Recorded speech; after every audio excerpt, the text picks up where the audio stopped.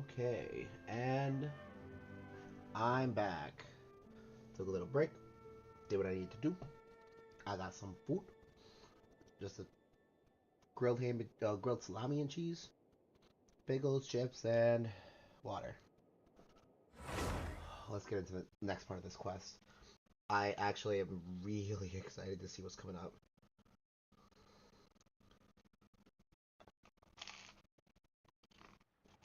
Mm.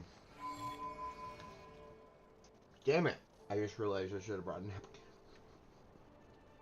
Fuck. Okay. Right.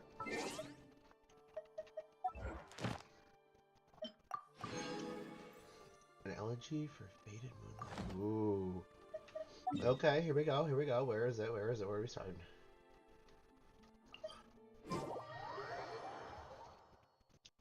To the cave! To the cave, to the cave, to the cave, cave, cave. Cave. We will get this cave. Eventually, we are part of the world. Oh. Oh, do you think the others are making good progress? Hope it's all going smoothly. Oh, hey look! They made it back as well! Hey, what's good, you two? Flintz! Llama! How did it all go? All is well, thank you. Nefer and Yehuda had to stay at the curatorium to wrap things up, so they won't be joining us for now. I ran into Miss Anefa and Miss Aino on the way back. Their work is still in progress, so I suspect they won't be back for a while either. You seem rather cheerful today, Mr. Flintz. Oh. I certainly am. I achieved what I set out to do and came away with more than I bargained for. Fighting alone can get quite tedious, but I had the good fortune to run into a pair of brave young warriors. We're already getting dirty. We meet again. Albedo! What's good, brother? Albedo!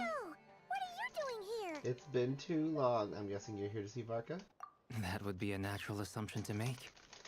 It's also the correct one. Yay. These two courageously lent me a hand while I was fighting the wild hunt. When they told me they were Sir Varka's colleagues, it all made sense. And given how people of outstanding talent tend to cross paths, it's no wonder you're already acquainted. So, who's your travel buddy, Albedo? I want to see Durin, but I actually do really want to grab the napkin real quick. I'm not even gonna grab a napkin. I'm just gonna grab what I can because I don't want to walk up and downstairs. My legs are killing me. I've been limping, man. All right, hold on. All right. Terrible napkin substitute, but it will do.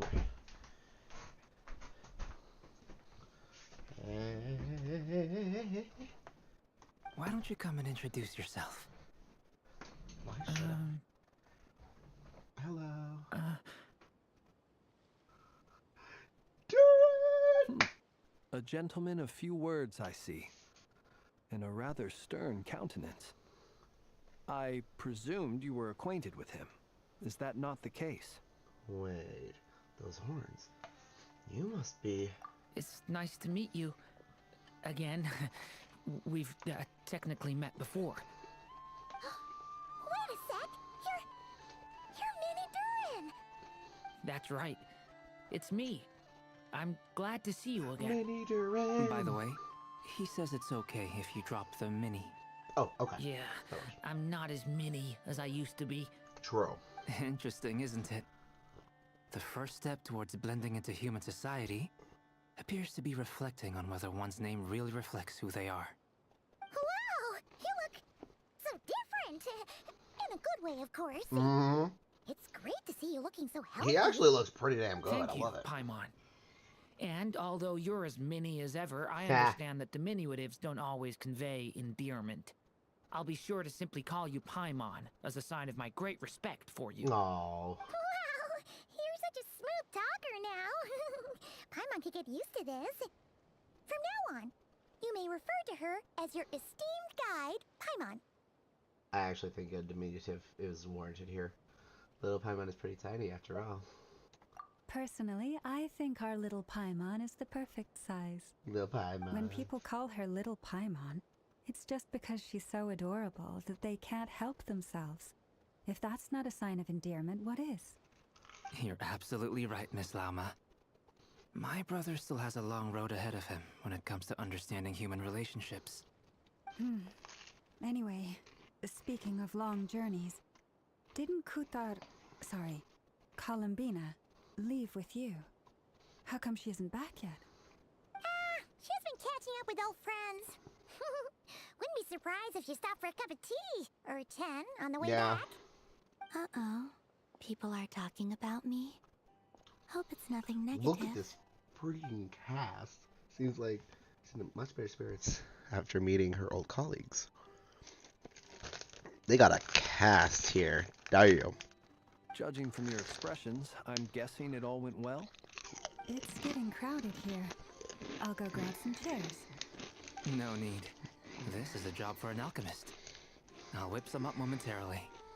Thank you for your hospitality, ladies and gentlemen, but I was merely escorting my friends back.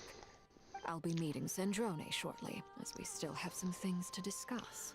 About the moon arrow. It's been a pleasure, everyone. The iridescent moon arrow. But this is where I'll say goodbye.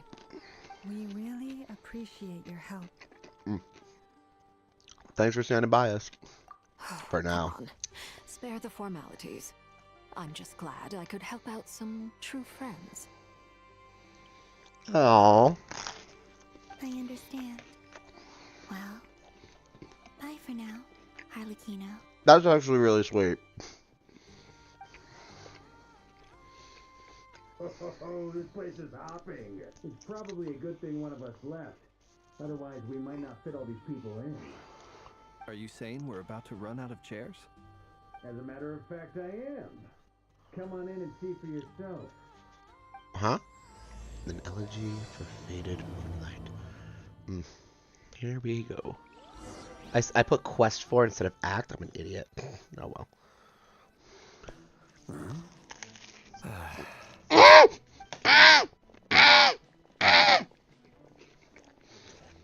Sorry! I overheard your little chit-chat outside, by the way. With Miss Columbina's colleague gone, we should be back to the original crew plus the other colleagues I brought in. Oh my god! The legend of only appearing once a year is now here twice. Well, technically 3 times, surprisingly, in like 2 different quests. But same patch, so we're just gonna stay with the 2 thing. And we didn't see him yesterday. We only heard him. Yesterday. Wow. Last quest. Last quest is what I meant to say. Anyway. Okay. The man, the myth, the legend, Dainsleif. Okay, I'm sorry. I'm actually very happy right now. Though, it looks like we have another new face. Someone else managed to rope in a colleague, too? Sorry, he's probably here for us. Frankly, you and Paimon are the only people I know here. This here is Dainsleif, colleague of Tibet's greatest guide, Paimon, and greatest adventurer, the Traveler. Well, not exactly colleagues, more sort of friends. When someone else jumps in to do the announcing, you know you're speaking to someone important. True. Let's hear what he has to say. Note to self. Once Paimon knows your name, the rest of the world will soon follow. True as shit. Yeah, Paimon is just a loudmouth. When he comes looking for us, it's usually something important. Paimon's guessing you've heard about the Wild Hunt, then. From the looks of it, you're about to hold a meeting. If I were to say that the Wild Hunt is our mutual enemy, would that earn me a seat at the table? As the saying goes, the enemy of my enemy is my friend. Mm-hmm. Mr. Dainsleif, there's a seat with your name on it. Though, I can't promise the same for everyone else. Hey, Albedo, think you can rustle up a couple more chairs? After all this time apart, Grandmaster Varka's first order is to rustle up a couple more chairs. I've missed this. Really? Is he being sarcastic? I don't think so. Hey, he's your brother. Why are you asking us? I've still got a lot to learn about the nuances of human conversation. Trying to decipher Albedo's way of speaking has been like jumping in at the deep end. Oh, that's so true. Yeah, fair enough. Oh, good point. Paimon gets you now. Don't sweat it. There are people who go their whole lives without getting the hang of it. You're ahead of the game already. Look at you, Paimon, expert in the art of encouragement. I wonder what's taking her so long. Perhaps you should go and check in with her. If anyone can hurry her along, it's you. Okay. I just got back from the curatorium. Besides, aren't you curious to see what's taking her so long? Miss Nefer doesn't strike me as the type to share secrets. And since gathering intel is her specialty, I'm guessing she'd prefer to keep her methods confidential. Probably. Under such circumstances, would it not be tactless for me to impose? Oh, but it's fine for me to impose. What can I say? You have an unrivaled ability to garner people's affection, Miss Moonchanter. Besides, you have far more in common with her than I do. Look at Flynn's trying to just, you know, glaze the shit out of Llama so she does something that he doesn't want to do. All right then.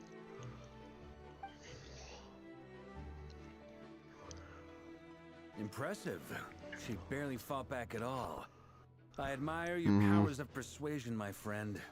As I'm sure Miss Lauma will realize soon enough, the trick in life is to always pitch in with other people's responsibilities so that you can be selective with your own. Another trick is to simply hide in the background. True. Spoken like a true sage. Anyway, looks like we've got some time to kill before the meeting. Let's take a little breather, folks. And feel free to chat amongst yourselves. We'll get down to business once the other two arrive. Oh my god. Oh my god. Wait. What do we got here? Okay, we got Dainsliff, of course, being by himself. Like, seriously, my dude. Why? Flynn's and Varka. Okay. And then a combination of Columbina, Durin, and Albedo. That actually has me the most curious. Durin being new to human speech and form, and then Columbina being there, even though Albedo is literally jumping into the deep end, talking with Columbina must be like just diving headfirst into the ocean. Yes. You're both awfully quiet. Why don't I start us off with an icebreaker? The fact that he is Pyro too, oh, I'm so happy. I wanted him to be Pyro. He has an actual dragon tail and horns too. Ah, love it. I like his design a lot. Much obliged. Have either of you ever had your portrait painted? If not, I'd be glad to help. That sounds like a lovely idea. You know how to paint then? I dabble occasionally. He's an excellent painter. Tables, chairs, people, dragons, you name it. He'll paint it for you. Ooh. I'm flattered. If I ever get the chance, I'd like to give it a try myself. I'll bear that in mind. Anyway, how about you, Durin?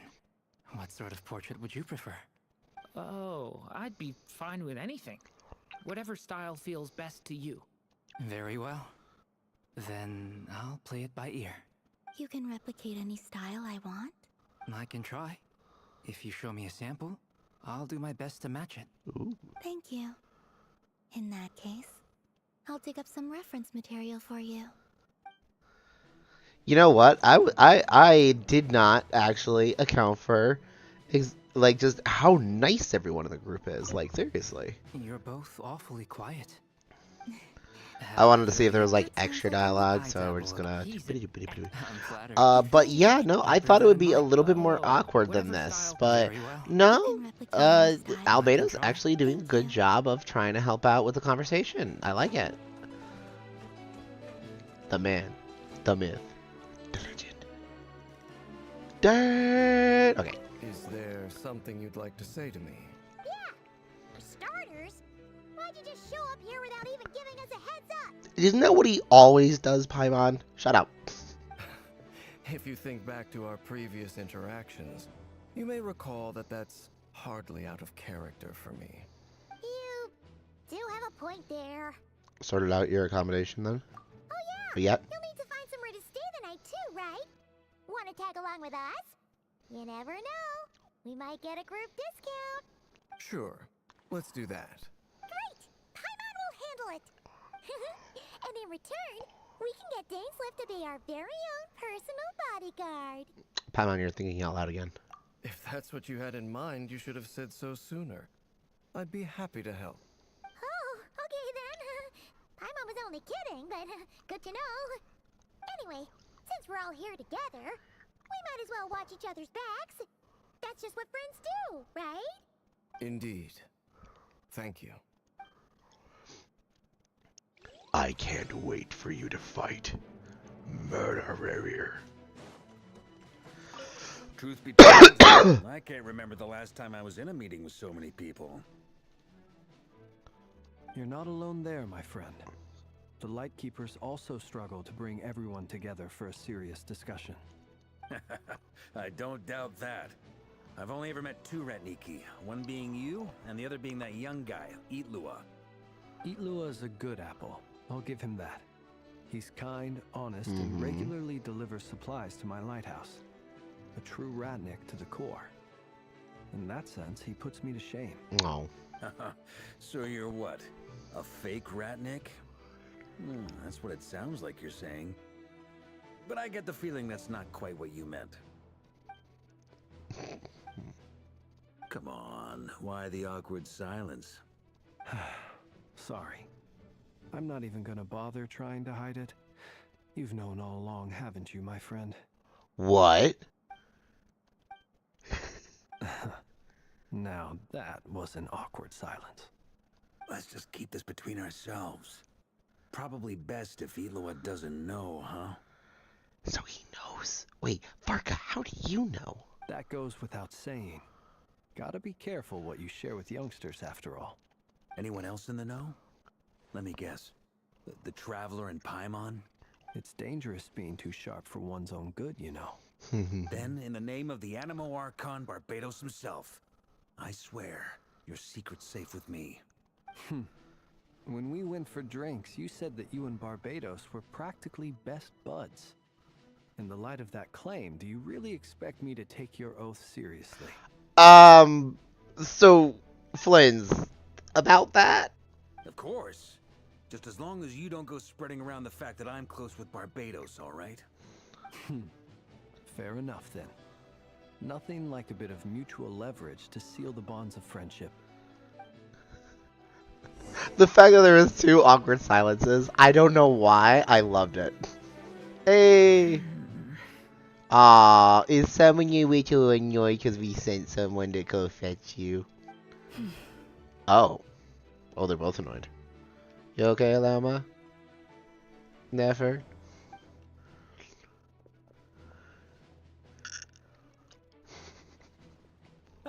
Miss Nefer, you made it after all. But what about Yehoda? I'm here to give you an update on how things are going on our end. Once this is over, I'll be heading straight back to continue my work. I left Yehoda back at the Curatorium to watch over things while I'm gone. Fair enough. So much for just this once. Shh! Not so loud! We're on a roll here. What if she remembers and suddenly decides to back out? You two are way too loud. Did you say something, Mr. Varka? Huh? I didn't say anything. Right, Flints? Must have been a frog. They get so noisy around here at nighttime. It's like they're putting on a concert in the background. Anyway, before we begin, there's a few introductions to make. Let me start by saying that it's an honor to be speaking before so many distinguished colleagues and collaborators. First up, we have Miss Lauma. As Moon Chanter, she's the leader of the Frost Moon Scions, a local religious community in Nodcry. Then there's Miss Nefer, boss of the Curatorium of Secrets, an intel gatherer extraordinaire. Nefer is leading the investigation into Rerer's background, assisted by Yehoda and Lauma. From the little I've heard, they're making some great progress. I'm just saying, why does this feel like we're about to do like some sort of spy mission? Over here, we have Mr. Flint's, a ratnik and guardian of the abandoned lighthouse. In our last operation, he courageously distracted the wild hunt to buy time for the rest of us. For those of you who've never met, this is Mr. Albedo, a renowned alchemist and captain of the Knights of Favonius investigation team. By his side is a new face for us all, myself included, Mr. Durin, who has come to lend his aid. Next up, we have the Moon Maiden and former Fatui Harbinger, Miss Columbina. Then we have the Traveler, who's earned more titles than I could possibly hope to list out, so I'll spare you the rundown. And Paimon, the ultimate travel companion and quite possibly the best guide in all of Tevat. I like how she's the only one that's just like, hello. Like, Columbina was just like the head nod. Everyone is just a little, something. And then it's just like Paimon, yeah, yeah. That's just Paimon all the freaking time. Wow, that's a lot of people. Great turnout. Wait, where's Inefa and Ino? Miss Neffer, it looks like you might have another job coming your way. So, congratulations on the booming business, I guess. You think I haven't got enough on my hands as it is? Who's looking for me now? That would be me, Miss Neffer. I have a commission for you. Oh? Wait, Dane has a commission? And you are? Who I am doesn't matter right now. What does matter is that I'd like you to gather more intelligence about the Recher of Solnari. Well, it's not as if we never take on anonymous commissions. But in your case, I'll have to decline. I'm gonna take a wild guess and say your job's probably more hassle than it's worth. Ooh. Something about you seems like bad news. Never, we have a lot to tell you. It's my eyes, isn't it? Conrian, I assume. And what's with the mask? Are you trying to hide your identity? In any case, the fact that you're even still alive raises an awful lot of questions for me. Immortality. My name is Dainsleif. And yes, I am from Conria. As I'm sure you're aware, the Recher of Solnari's real name is Rerir. He was once an acquaintance of mine. Yeah, just a little bit. Really? Then you must have been quite an influential figure yourself. You flatter me, but none of that matters anymore. My point was simply to clarify why I have asked Miss Neffer to investigate Rerir's background. So you're both from Conria, and it sounds like you used to be friends. What am I missing here? Surely you already know how he became one of the Five Sinners. I'll tell you everything I know. The history of Conria, the names and identities of the Five Sinners. I remember it all like it was yesterday. Dainsleif, can we be there for that conversation? I might need a little refresher on some of the things. I have never spoken openly of this before. But the truth was exactly as people say.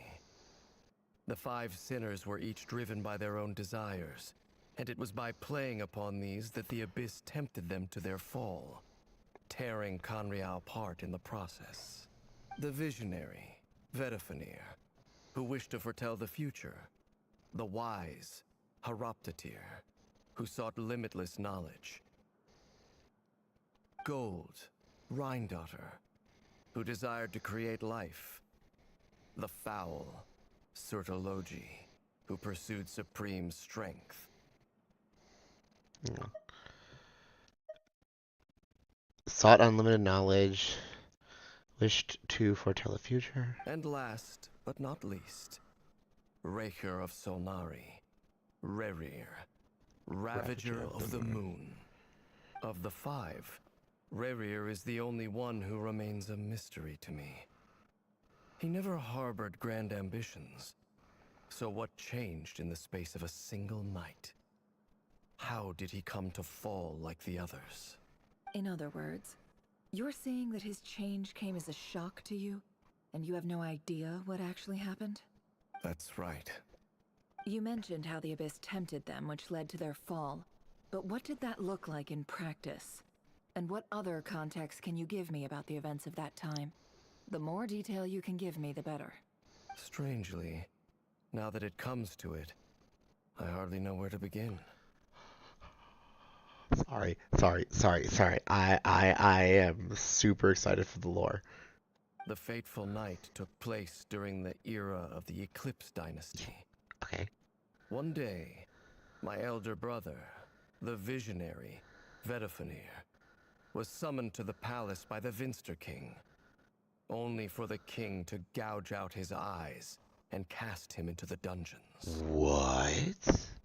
When I came to hear of this, my fury knew no bounds. I gathered together every ally I thought I had, and together we set a night to storm the palace and free Ved. Centuries on, the memories of that night still haunt me like a never-ending nightmare. We broke through the palace gates, just like we had planned, each striking towards our separate targets. Okay. But then, I was betrayed. Even Vedifenir, the very person I had come to rescue, abandoned me and partook of the Abyss's power.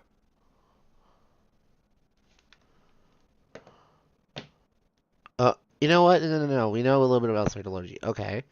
So, it's personal after all. Then tell me, Mr. Dainsleif, what price are you willing to pay? You, of all people, must know that nothing comes for free. I cannot say what price would be worthy of such a commission. But know this. Rerir was not always a madman. Believe it or not, there was a time when he was just an ordinary man, working for the Conrian Intelligence Service. Uncovering the truth of Rerir's past is the only way to unravel this mystery. But before you decide if you will accept my commission, I will tell you more about him. Enough, I hope, to help you plan your next move. Sounds pretty good to me. Feels like we just flagged down a random passerby, only to discover he's actually a master strategist who has a score to settle with our enemy. Must be all the good karma I've been building. Who knew having a Conrian friend would come in this handy? Can I borrow your halo? It could be useful in the lighthouse. Yeah. Hey, enough with the wisecracks! Besides, isn't that lamp of yours bright enough already? Relax. It was meant to be a compliment. If that was a little over the top for your liking, I'll make sure to tone it down next time. I'll give your proposal some serious thought, Mr. Dainsleif. Let's speak in private once the meeting is over. Before that, there's a few things I'd like to share. Oh, we getting serious now. All right, we getting real serious. What's up? Huh? Your account, meaning the knave, and how the artist was achieved from the Crimson Moon base.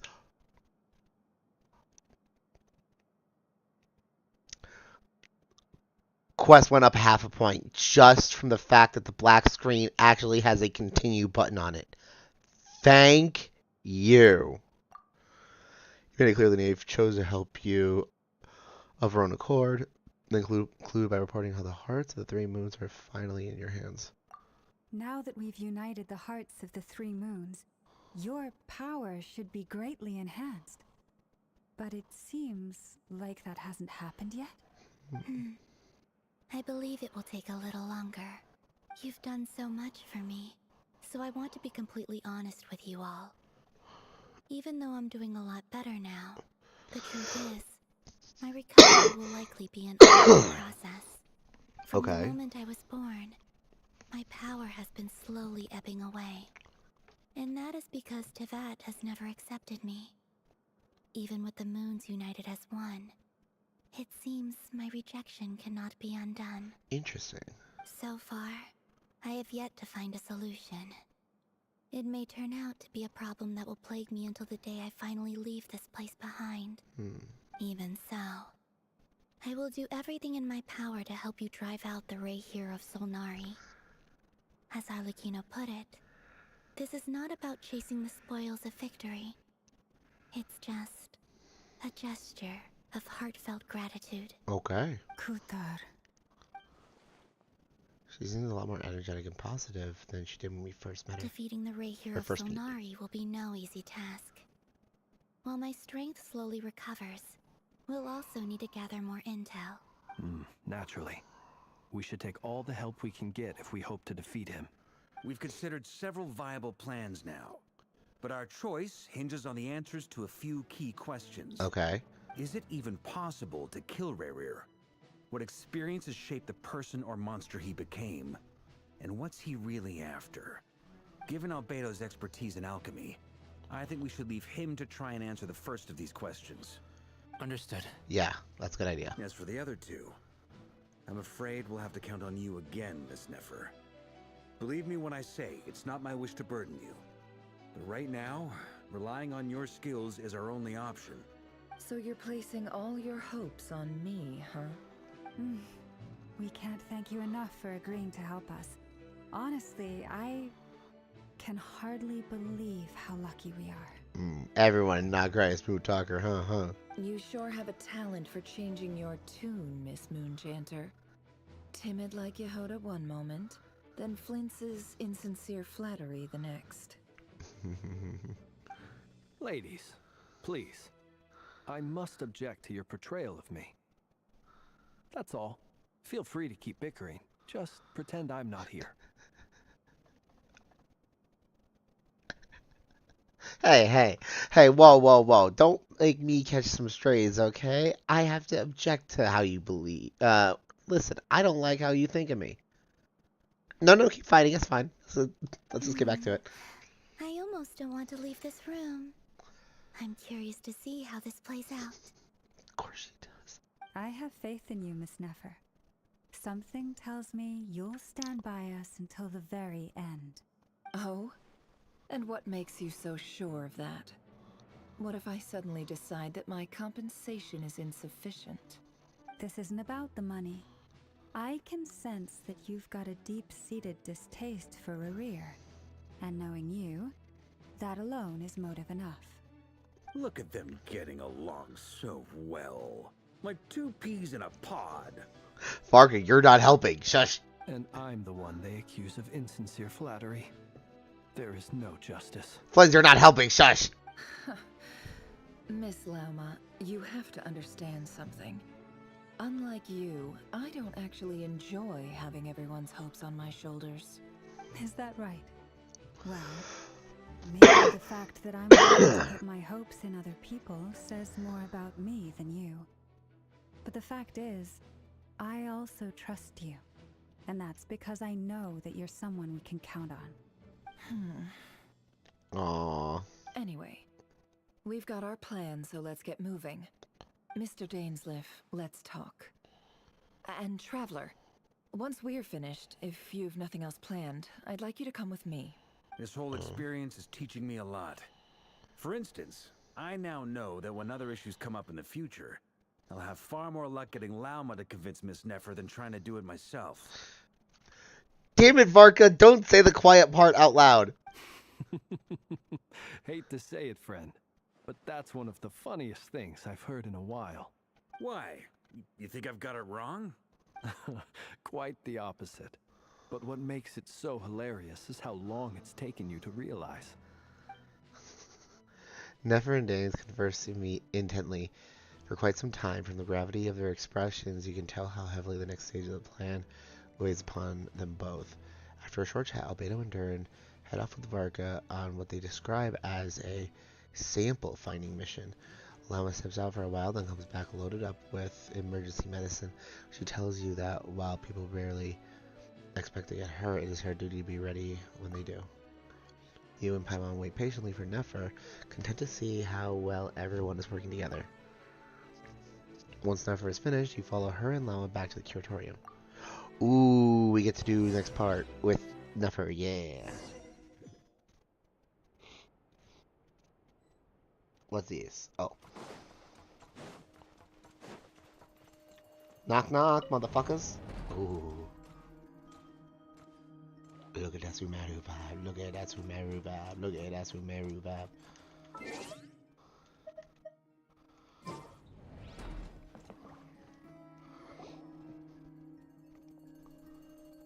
Thank you for waiting. It's okay. We actually used the time to help Dainsliff get a room at the hotel. Oh, nice. That's very considerate of you. Now, I trust you share my curiosity about Rarir's past, and you seem fairly familiar with Mr. Dainsliff already. Oh, that's right. We've known each other for quite some time now. We spoke at some length after the meeting. He was the one who suggested I should invite you to join this operation. He feels confident that these secrets will be safe with you. Oh, you have no idea. Dane has a lot of faith in us, that's for sure. Thanks for your trust too, Nefer. Likewise. I appreciate that you got right on board without interrogating me about why I invited you. It shows that you trust me to explain everything in due course. That's because we know what you're capable of. We appreciate you too, Nefer. You might have been forced to help in the beginning, but this time, it was your choice. That's one way to put it. Another is this, that once a decision's been made, it's set in stone. After that, my only goal is to see it through. Alright, so here's how it is. I'm going to access Rarir's thoughts again using my confidential method. Now, I'm sure you've seen things like this before on your travels, so you're surely well aware of how dangerous it can be. Always. The reason I've gathered you all here is to ensure my safety during the proceedings. I plan for us to enter the fragment of his consciousness together, and once inside, I will focus on searching for information. Okay. Think of this as a diving expedition into someone's brain. If I'm the diver, you are my safety equipment, tasked with keeping me alive while I'm under the surface. Once the ceremony begins, we will all be spying on privileged information. But in the interests of safety, you must remain absolutely silent at all times. We will discuss our observations after the ceremony has concluded. Lastly, any individuals of a weaker constitution are advised not to partake in the ceremony. In any case, Paimon has her own job to do, which requires staying in the room, but not joining the ceremony. Nefer conspicuously left out the D. I love her confidential method. I guess her brain diving techniques are a trade secret. Well, good luck, everyone. Sounds like all Paimon can do is cross her fingers and root for you guys. There's a little more to it than that. I was being serious when I said you have a job to do. Oh. While the rest of us are inside Rarir's mind, it's imperative that we have a team member on the outside. Wait, really? You didn't have one last time. In the event that something goes wrong, you will be our first responder. I don't anticipate any issues, but the extra level of safety will be greatly appreciated. I second that. This is a dangerous operation here, and you're our whole rescue team. That's pretty much the most important job in the crew. So, Paimon's like the lifeguard? Yeah, that makes sense. Alright, got it. Good. Please, take a seat. We'll get started momentarily.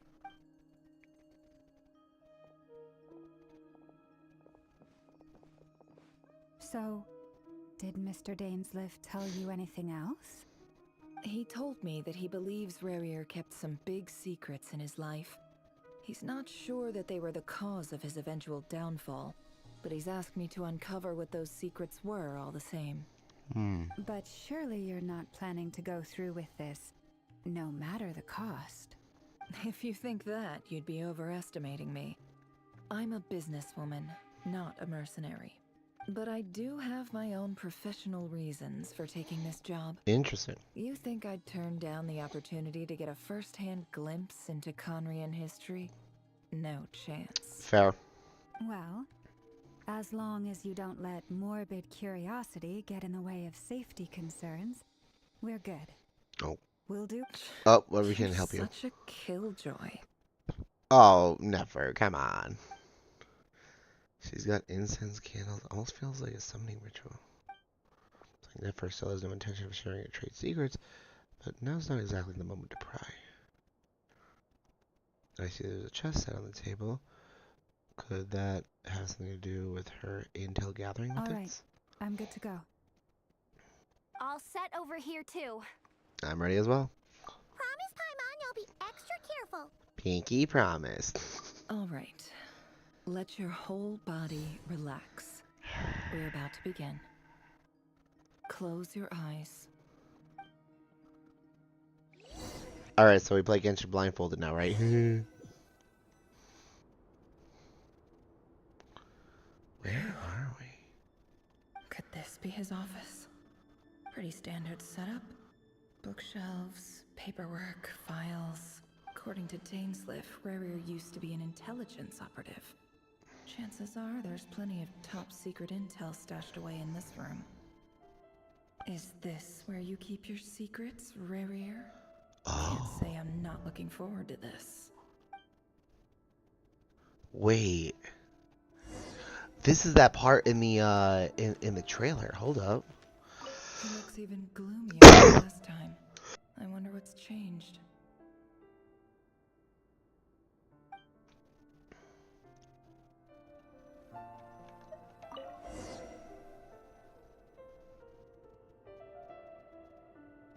Today's files are in. Time to wade through them, just like usual. Oh. Male, 51.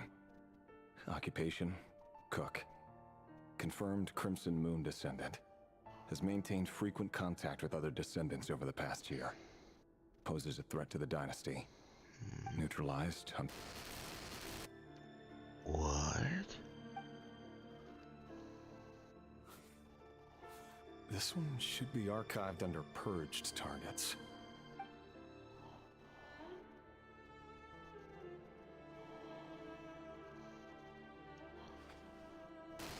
Female, 23. Occupation, office clerk. Confirmed Crimson Moon descendant. Has maintained frequent contact with other descendants over the past year. Poses a threat to the dynasty. What the hell? Neutralized.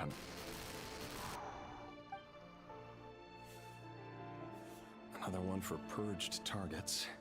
Sounds like she was that other man's daughter. Never mind. What's it got to do with me?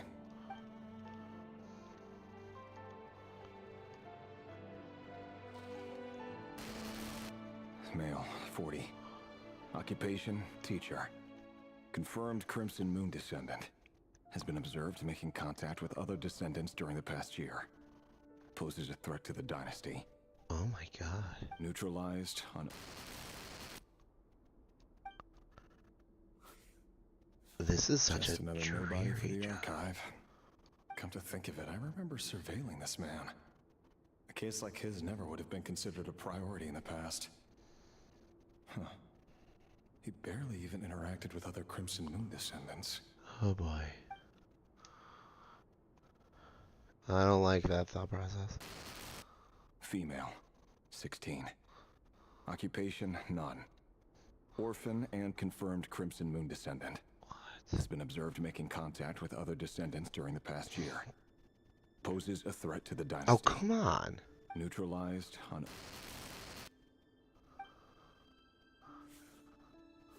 Filed. I have no recollection of this girl. None whatsoever. She doesn't seem to be anyone important, but then again, how many of them really are? What the hell? Female, 13. Occupation, none. Orphan and confirmed Crimson Moon descendant. Has been observed making contact with other descendants during the past year. Poses a threat to the dynasty. Neutralized on... This is insane.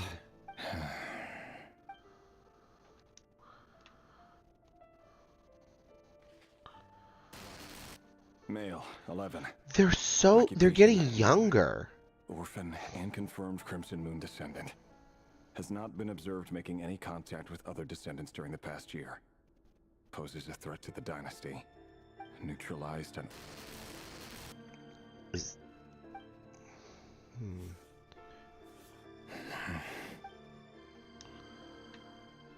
How many of these were there? Male, 6. Occupation, none. Orphan and confirmed Crimson Moon descendant. Poses a threat to the dynasty.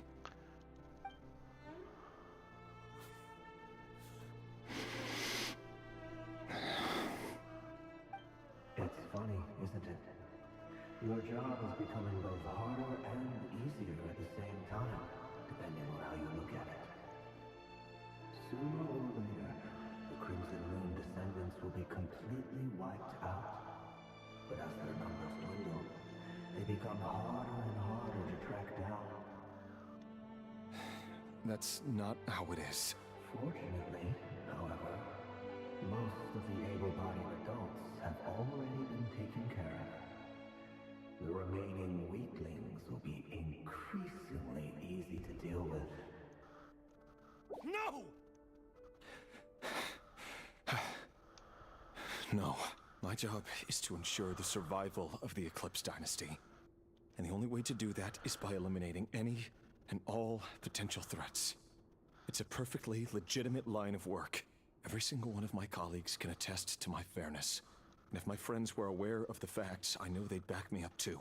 Assuming, of course, that they were aware of all the facts. He looks even gloomier than last time. I wonder what's changed.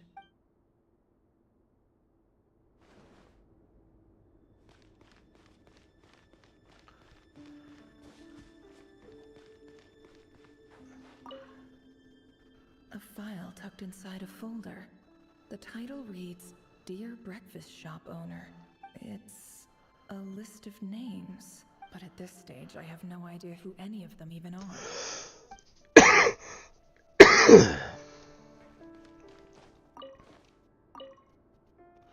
Wonder what kind of encryption technique this is.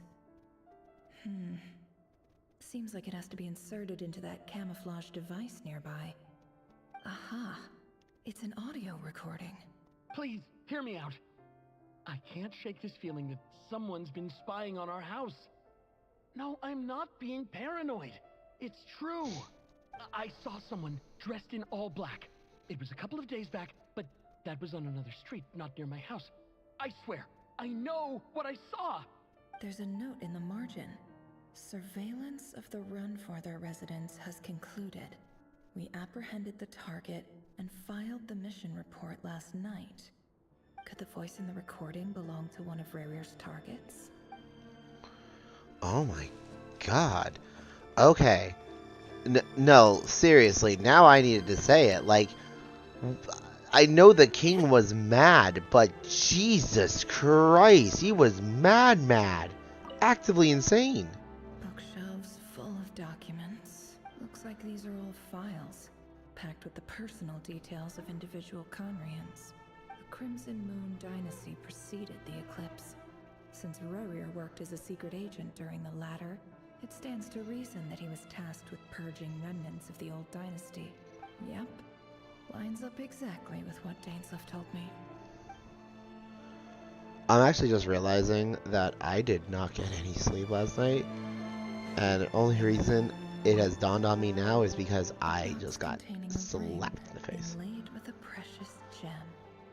Must be for his girlfriend.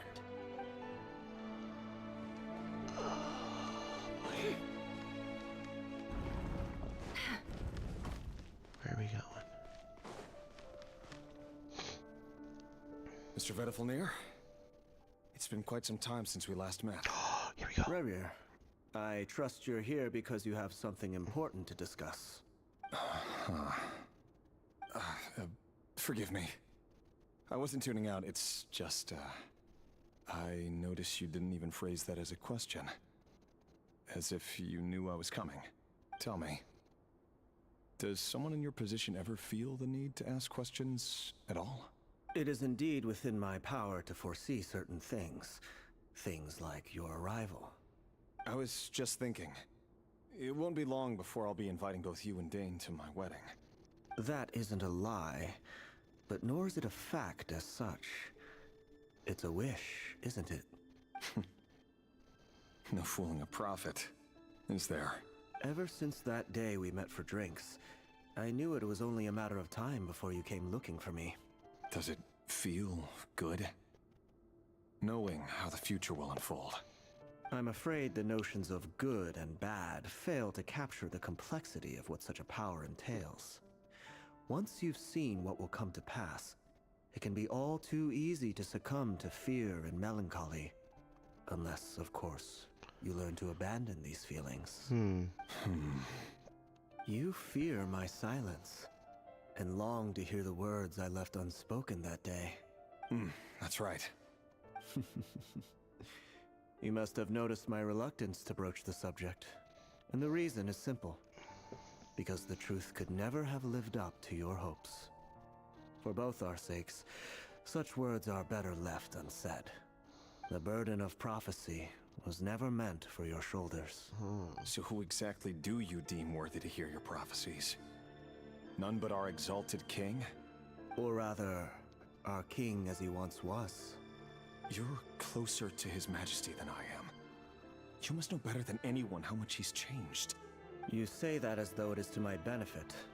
Yet precisely because of that, I dare not speak rashly. A king can turn out to be the most virtuous of rulers, or a tyrant more terrible than the most vicious of dragons. You are so wise and far-sighted, yet still you would have me live in fear of the unknown? You make a fair point. Especially given my silence alone was all it took to send you spiraling downwards. Very well then, let me offer you some advice. And I say this not as a prophet or a visionary, but simply as the brother of your friend. For many reasons, there is very little chance of your marriage ending in happiness. If happiness is what you seek, you should find another fiancé. What? Hold on. There's that same black fog again. Could this memory belong to Thelindis? Guess I'd better tread carefully.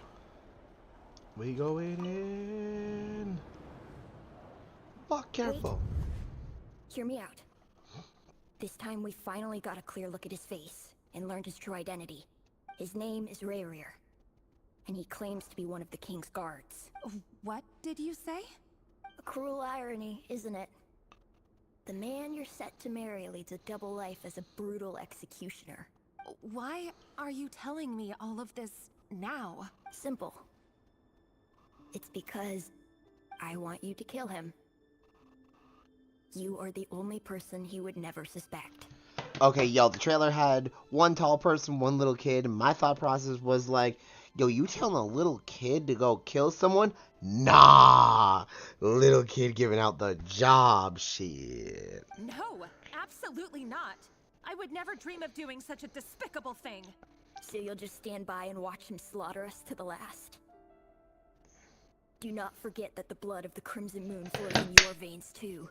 Oh no. Oh no. I knew it. I was actually gonna say this last time. I feel like it's a little weird that Conrians all have a star in their eye, but she has a moon.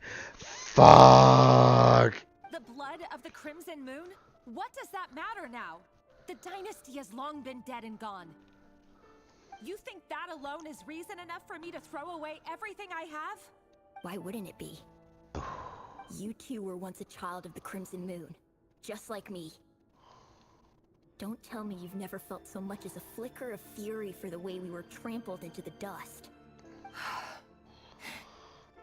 As long as you promise to abandon this pipe dream of restoring your dynasty, Ooh. I can try to persuade him. Or have him persuade the Vinster King. Persuade the Vinster King?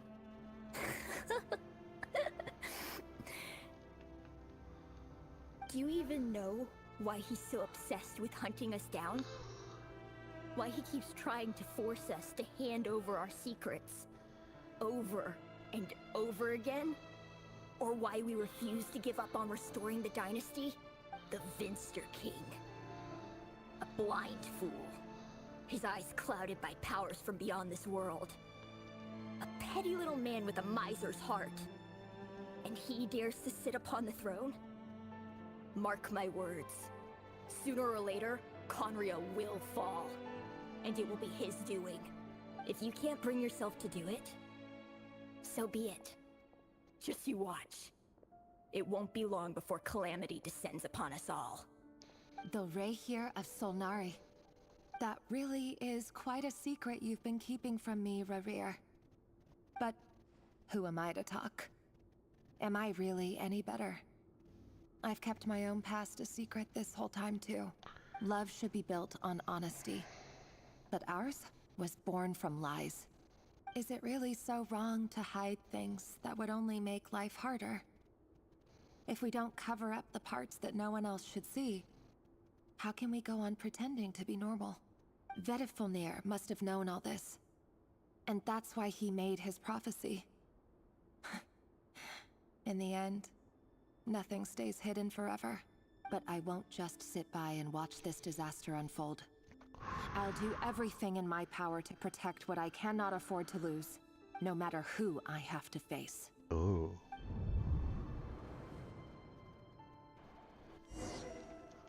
What are you about to do, Nimbus? Huh? Was that Rerir who just walked past the window? Doesn't it give you the chills that he still takes the same road to work every day?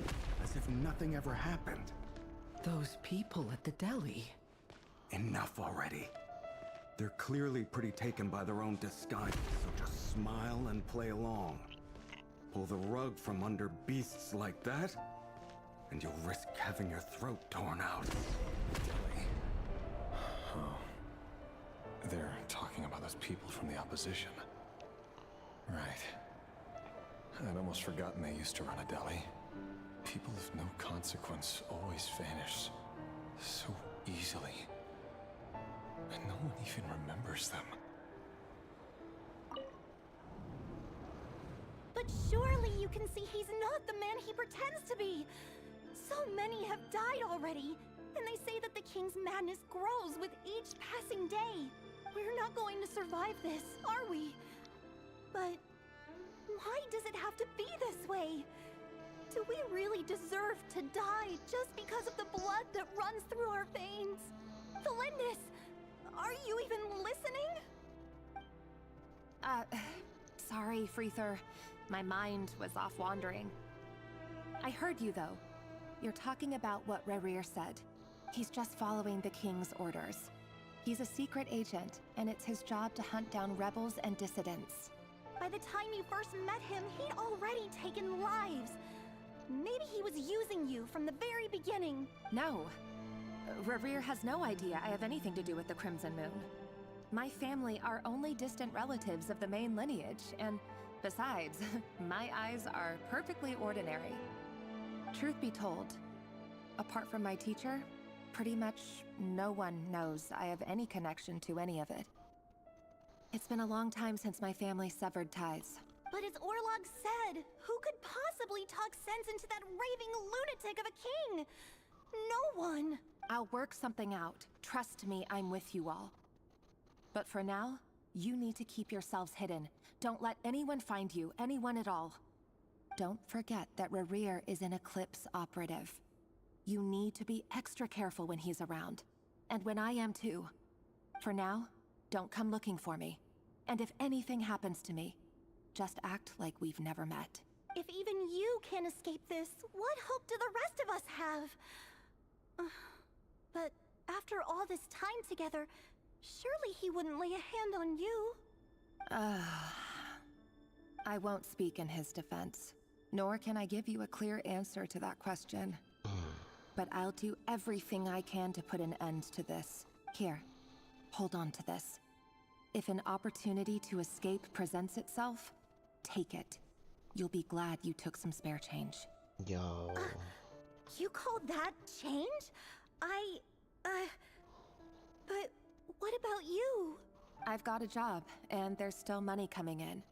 But you can't go anywhere right now. Please think about yourself for once.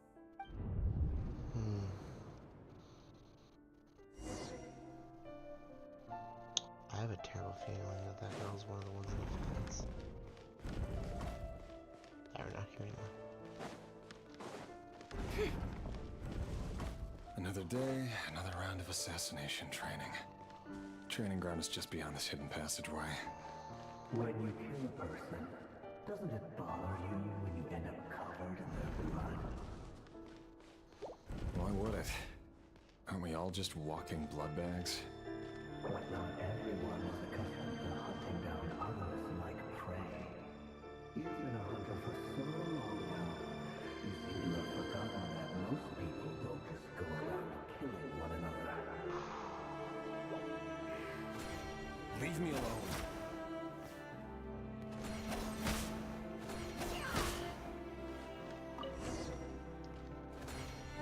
Make sure you have a firm grip on the handle. Then choose your angle well. Keep your movements light and brisk. Pray won't sense a thing. I doubt that. I'll bet no one's ever died a quiet death like you have. I work clean. There's no traces.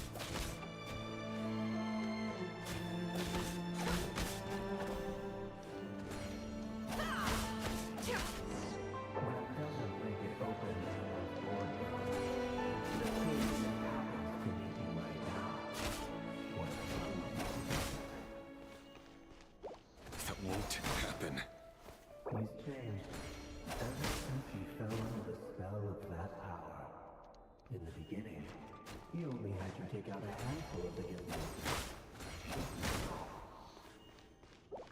The ones I've dealt with have always been guilty. And I've carried out my work flawlessly.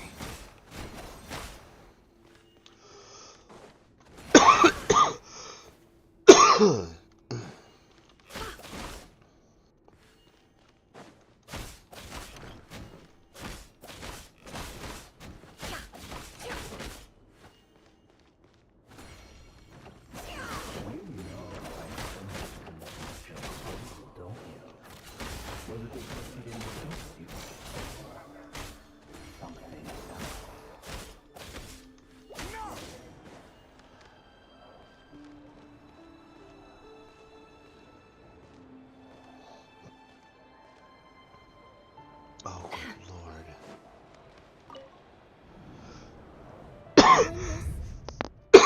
Still remember Orlog? Orlog. The boy who was pretending to sell flowers. You spoke for quite a while, didn't you? Yes, we did. What about him? He was arrested 2 days ago. Chances are he's already dead. He... I just don't get it! After everything he's done, why do you still stand by him? Or does it mean nothing to you that people keep dying? No, that's not... Just hear me out. I need to go now, Thelindis. They're looking for us. You take care too. If you ever need a place to hide, come find us. Oh god. This is actually just getting really sad and dark. Author Thelindis.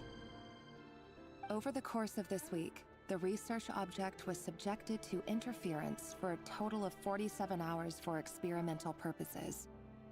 The results are as follows. All subjects of observation that were sent inside have now... The situation within is proving more problematic than anticipated. No progress whatsoever. What now? Won't you give me even a glimmer of hope? Things are getting worse by the day. I have to find a way or we'll all be in danger. But I... If all this research comes to nothing, what then? Sooner or later, it'll be my neck on the line. But could he really bring himself to kill me? No. Surely he wouldn't have the heart.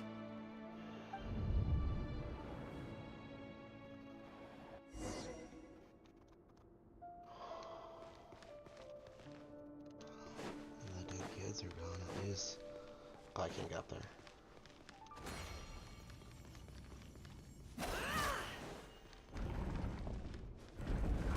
Oh.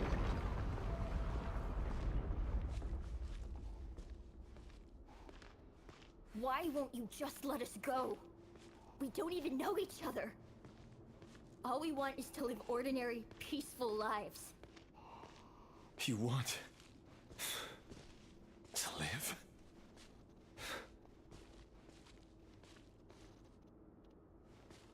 Yes. I just want to go on living. Is that really such an unforgivable crime?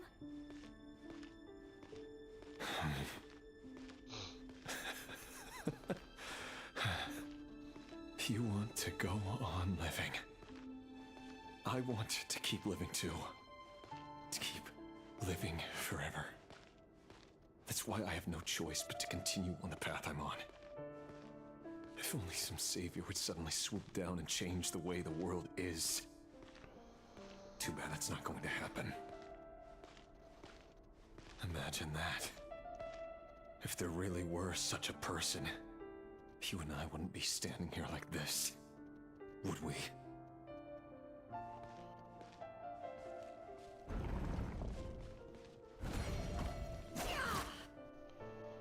Today's files are in. Time to wade through them just like usual. No, I don't get tired of it. It's my job. And not only am I lucky to have it, I'm good at it too.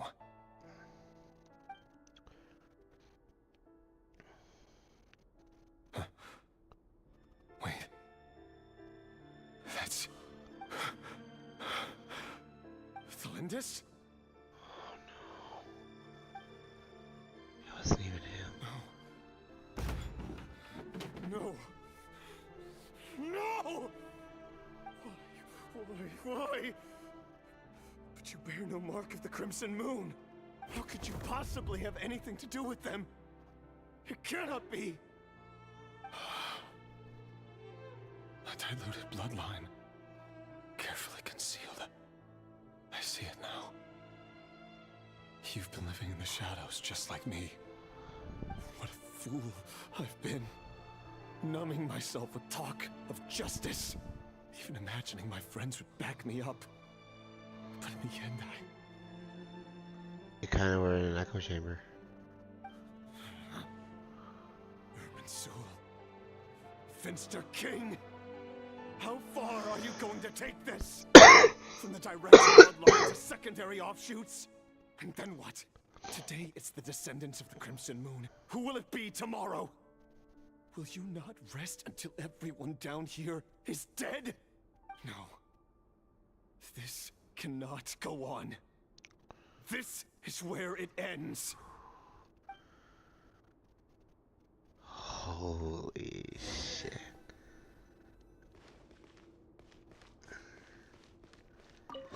Money, money, money.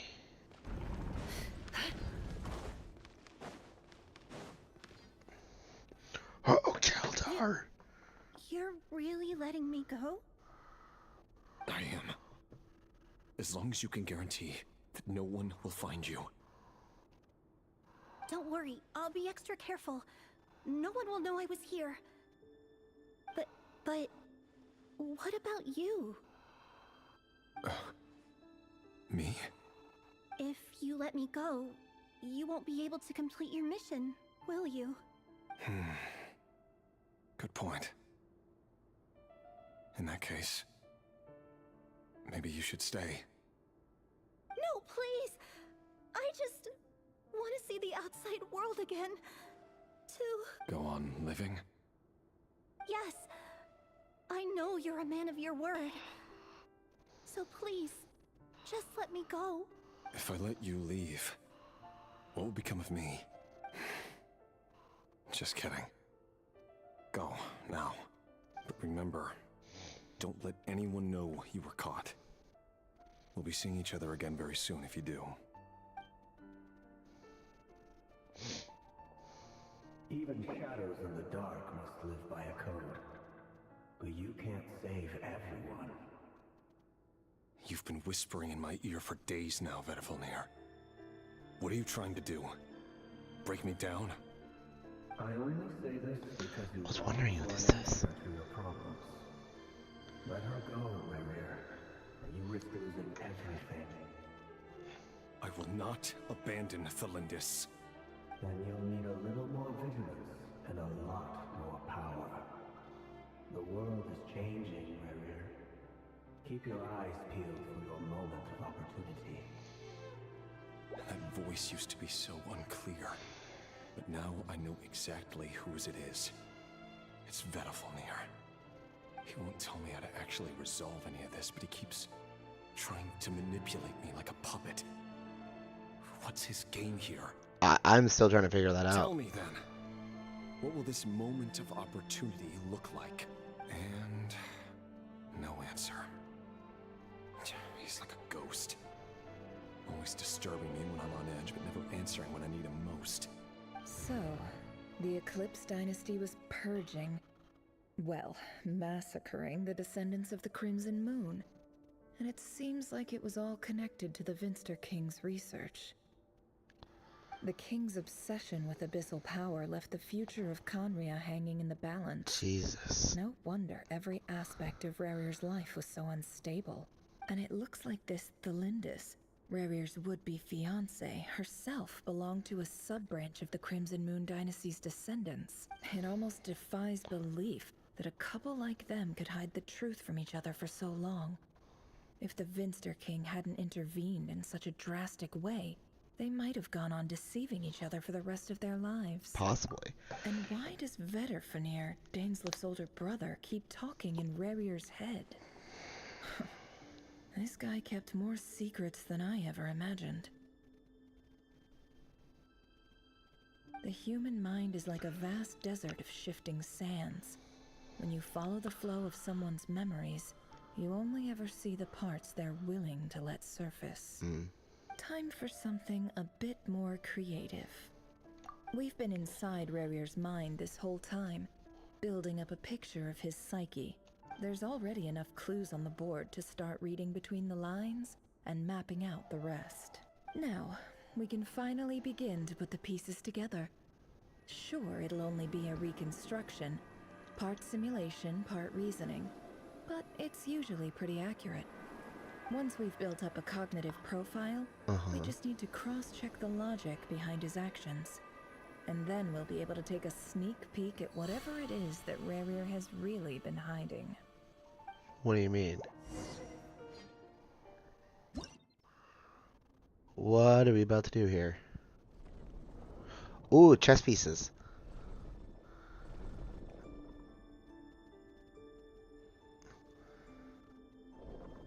Rarir, are you there? Oh. Moving pieces consumes action points. When used, you'll be returned to previous state.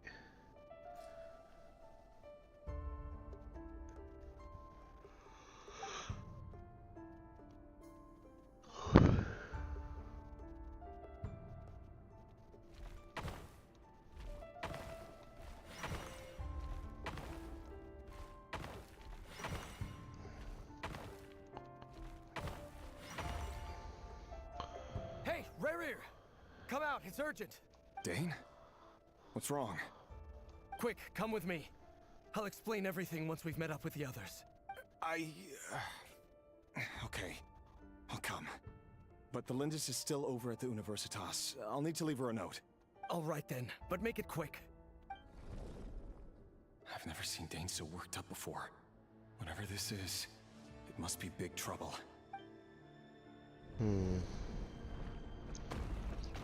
Okay.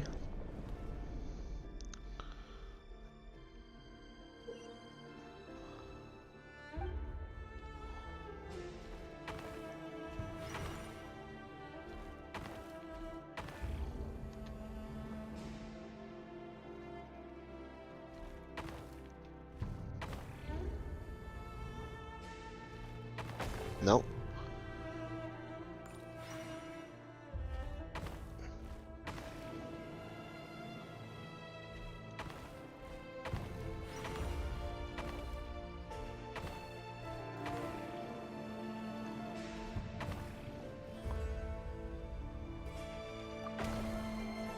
You kidding me, right? Thank you.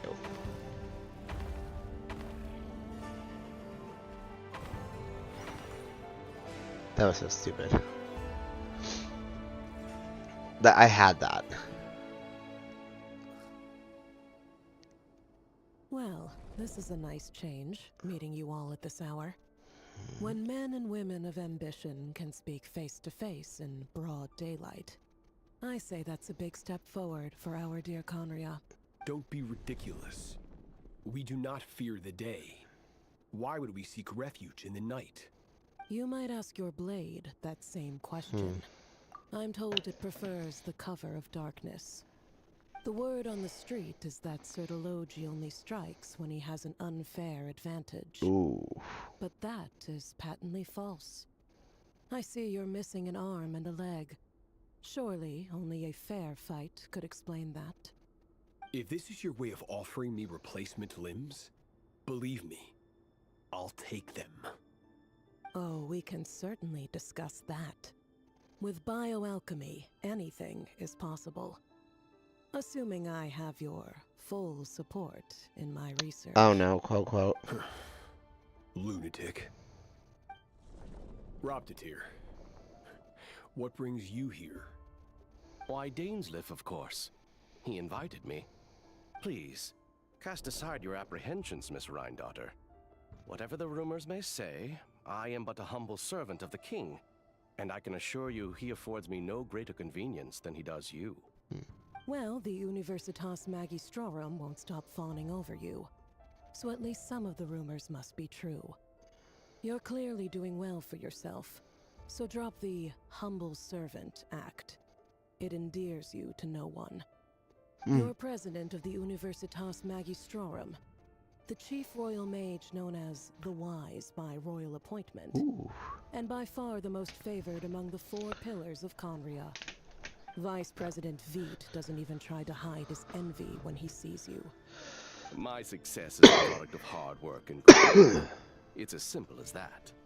Were the king not such an extremist, I hardly think I would have received a senior post at my age. Of course, no job is without its gripes. Serving a king like ours can be a challenging task, as I'm sure you can imagine. And as for Efterveet, in missing out on the presidency, he's dodged a mountain of stress. Like everything else in life, it comes with pros and cons. You're all here. I apologize for the short notice, but it was an emergency.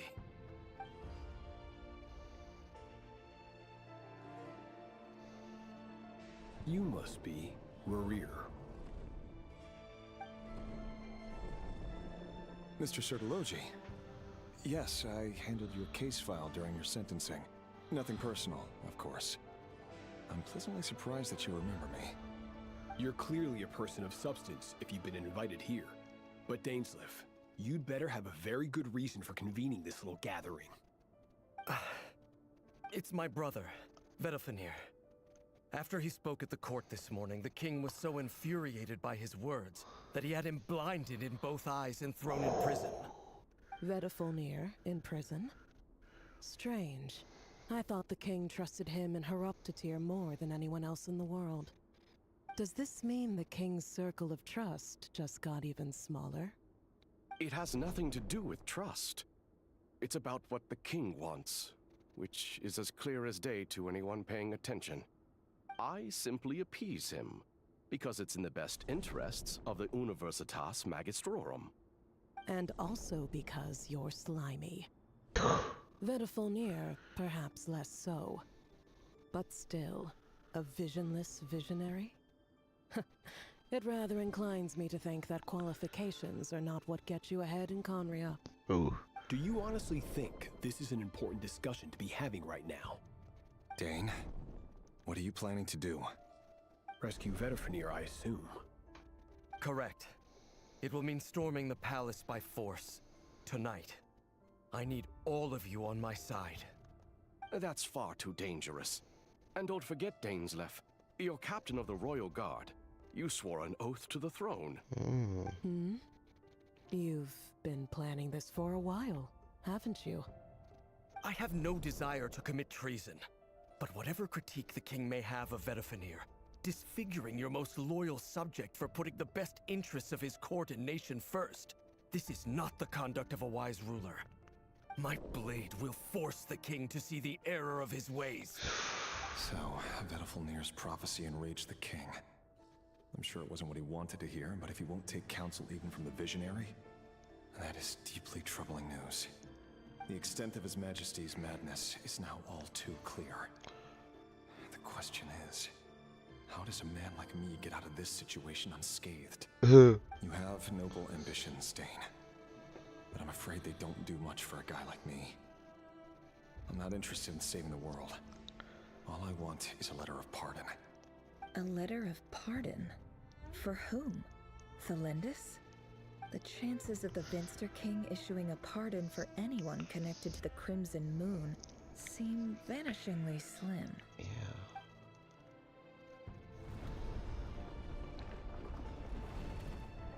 Oh? Oh. What is happening here? This black fog over the board must have some connection to Thelindis. But why is it taking this form? Does it have something to do with Revir's past? Another mystery. I'll need to unravel. Shit. Hmm?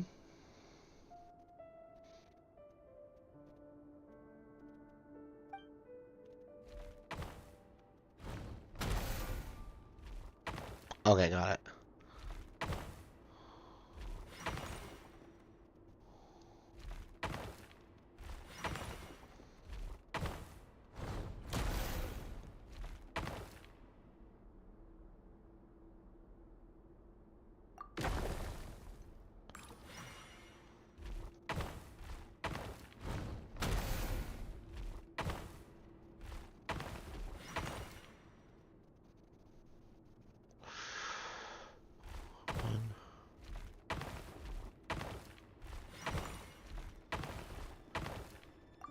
Nope.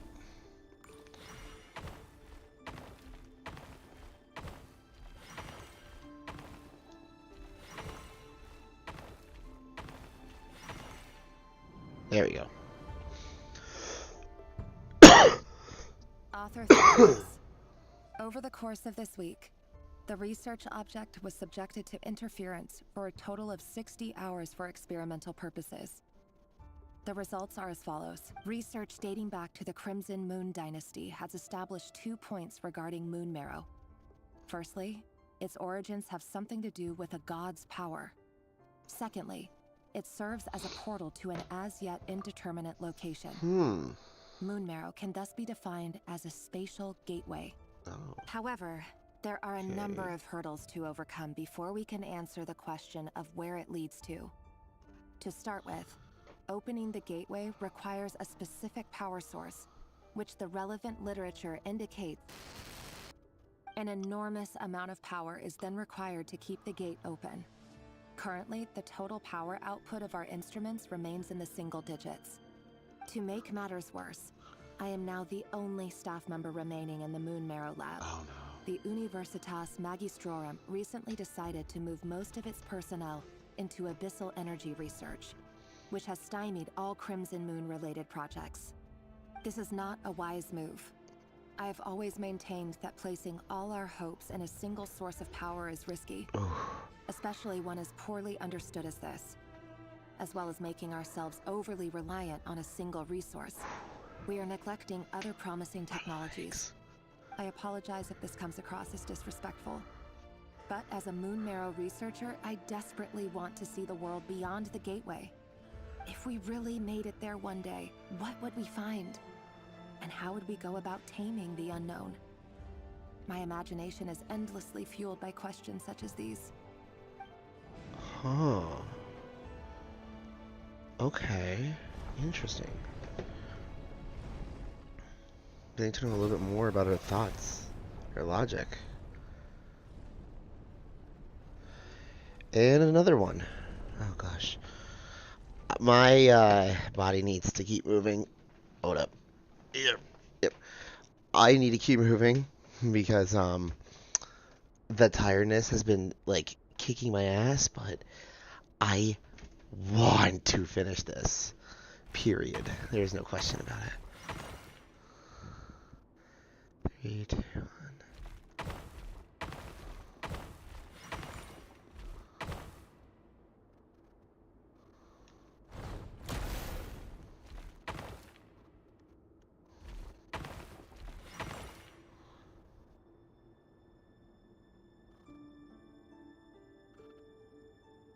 had to examine the other dark fog, but so I don't need to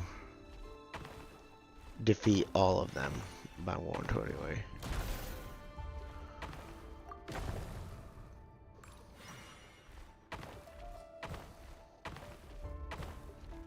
Oops.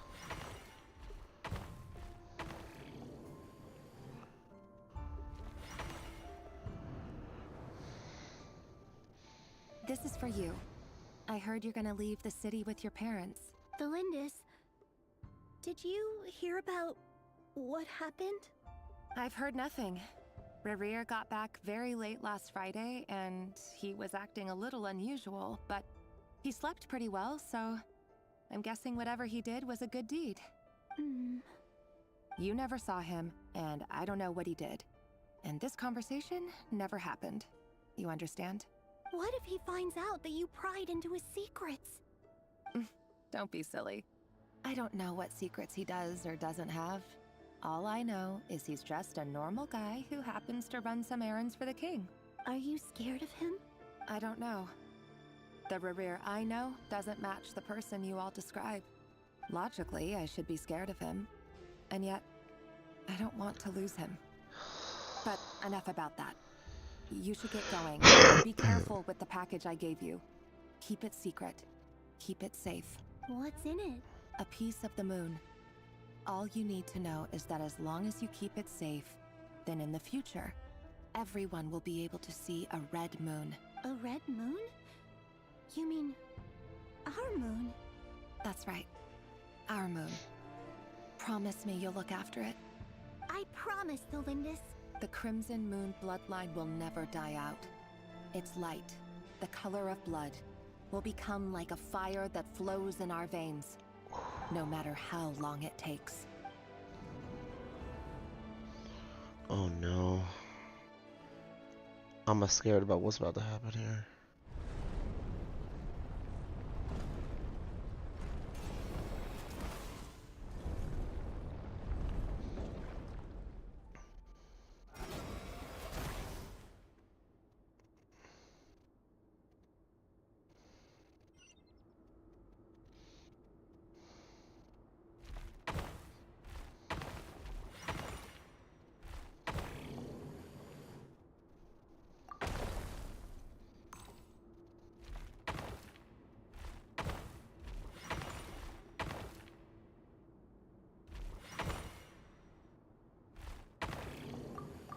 No.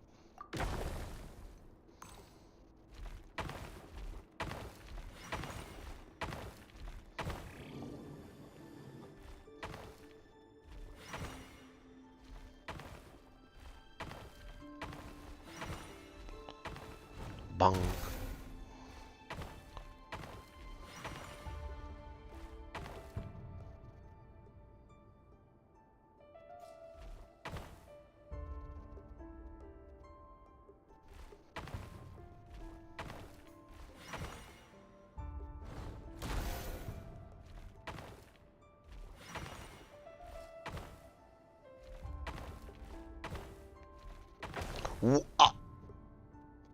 No.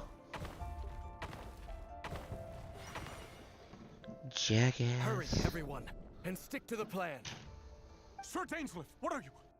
Is this treason? You know what happens to those who betray the throne. Please, don't do this. It is the king himself who has betrayed the throne. He has betrayed all of Conria. If you have any love left for justice in your heart, you should join me. It's showtime. Dane and his group will handle the troops in the palace. Then Hraptatir and Rhindaughter will disarm the security measures. My job is to enter the prison and rescue Vedifalnir. Stay safe. Wish me luck. Look after my brother. Draw your blade. It is time for justice to prevail.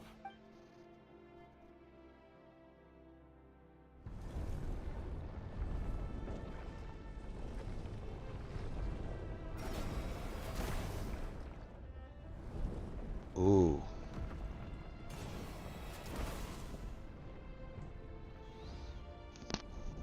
Okay.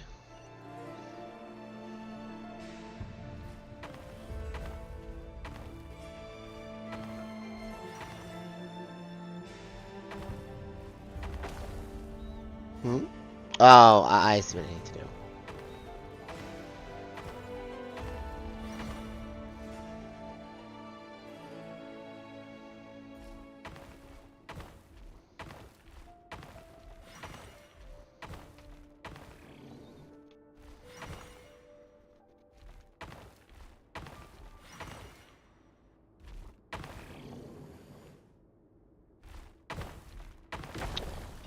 Oh my god. What is up with the controls here?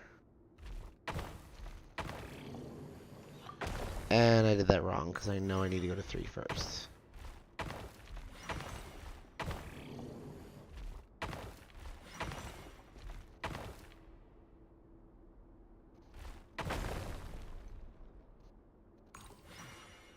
Huh?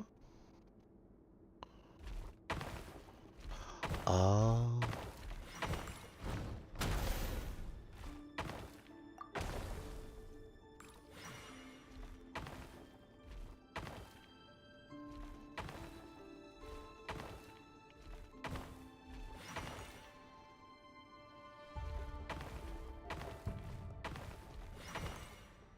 Okay.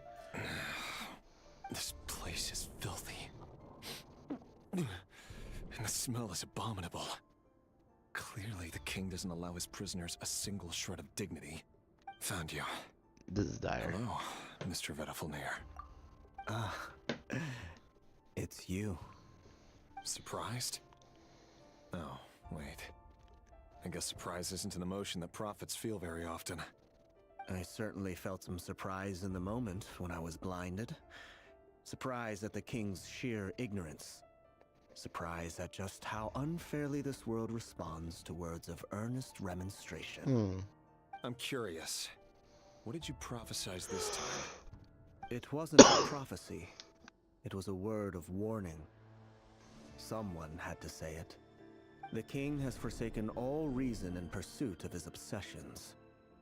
I simply told him that if he continues on this path, Conria will surely fall. But he didn't listen. Worse still, he stabbed you in both eyes and locked you away. Dane asked for my help. The court is in complete chaos now, but I'm sure you predicted that. Everything is transpiring as I foresaw. Yet I am powerless to change it. Fate is an immutable force. My god. I can but lament as the inevitable unfolds. I do wonder whether giving a man the power to see the future does nothing more for him than slowly crush his spirit. Forgive my curtness, Vettelfnir, but the king did not suddenly turn on you today. His suspicions have been brewing for a long time. You can't have wisdom beyond the reach of your fellow man without attracting his fear and suspicion. There are things the king does not want to see. So, he doesn't want you having visions of them either. He blinded you because he thought this would make the visions stop. But they wouldn't. He wasn't entirely wrong. I did indeed lose my power to see the future. Right up until... Until what? This very moment. Just now. Yeah. I believe I saw something new. Uh-oh. Well, tonight could go a lot of different ways. 5 of us banded together to storm the palace, also we could rescue you. This will go down as the most tumultuous day in Conrian history. I sense hatred in you, but also hope. A desperate hope that with the tyrant deposed, that will be the end of the story. But this is not the end. It is the beginning of a new chapter, in a whole new story. There are many men of honor and courage in this world, Rerir. But you are not one of them. You're not here for justice, are you? You're here for yourself. For the Lindis. Is that a dagger? Interesting. Why not the polearm? It was always your weapon of choice. With your abilities, I don't doubt that you were able to recover some of your sight. But I also doubt that you want to make an enemy of me right now. Of course not. We're on the same side, aren't we? We could be. But I need you to be honest with me, Vettelfnir. At this point, you're my only hope for the future. You mean your future? With your beloved, Thelindis? Yes. And I know there are bigger things at stake here. A dynasty, a nation, maybe the entire world. But forgive me, I care first and foremost about myself. Fair enough, bro. I can't abandon the one I love to save myself. I just can't do it. But you see a broader picture of the future than I. You see the solutions to the biggest problems of our age. So tell me, what is my solution? What's the answer? In matters of fate, answers are either right or wrong. What will be and what will not. Maybe you are willing to pay a certain price in the pursuit of happiness, but unfortunately, fate does not negotiate. That is the cruelest thing about fate. It's true. It is unmoved by your sacrifices. Ugh.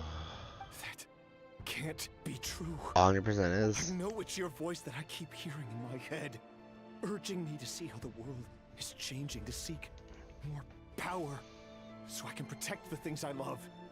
You show me dissent. Okay, Anakin, chill. You won't show me how to avoid it? Why? Why are you doing all this? My voice. In your head.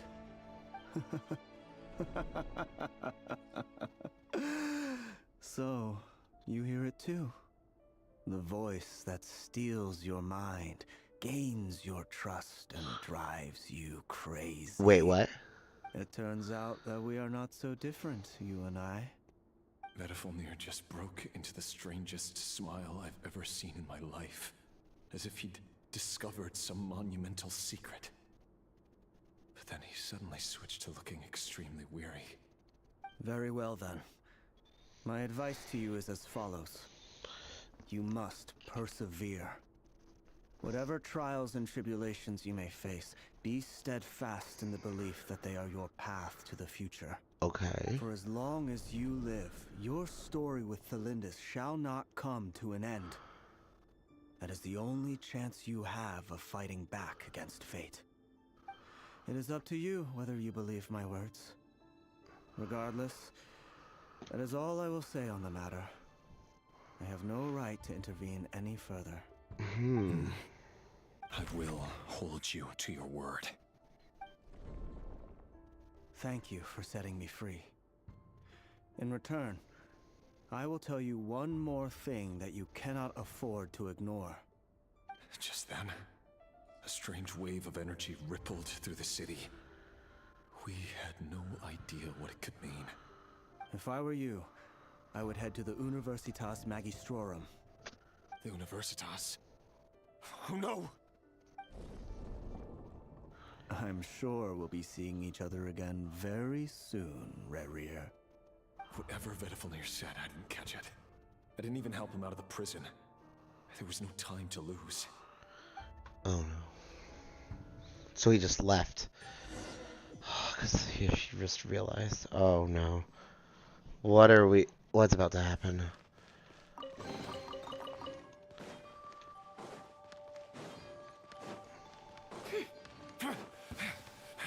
Monsters? Is this my daughter's doing? The Universitas Magistrorum. Out of my way!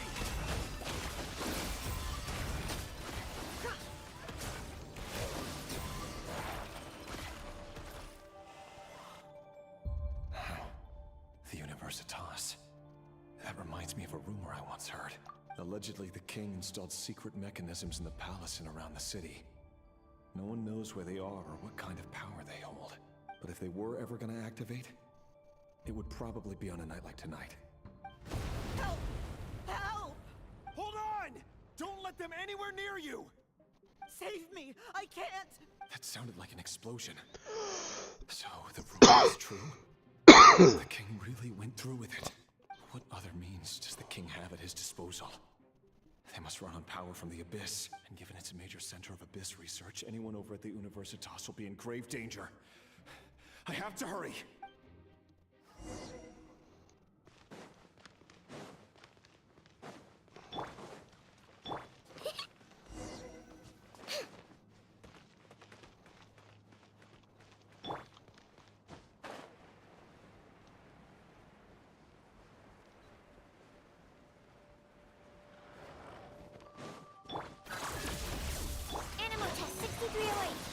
isolation test.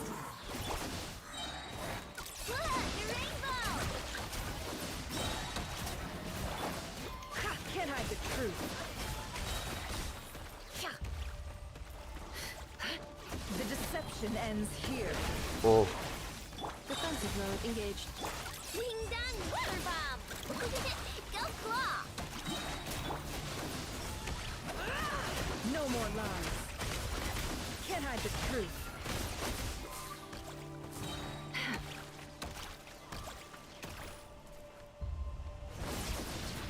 Insulation chamber deployed.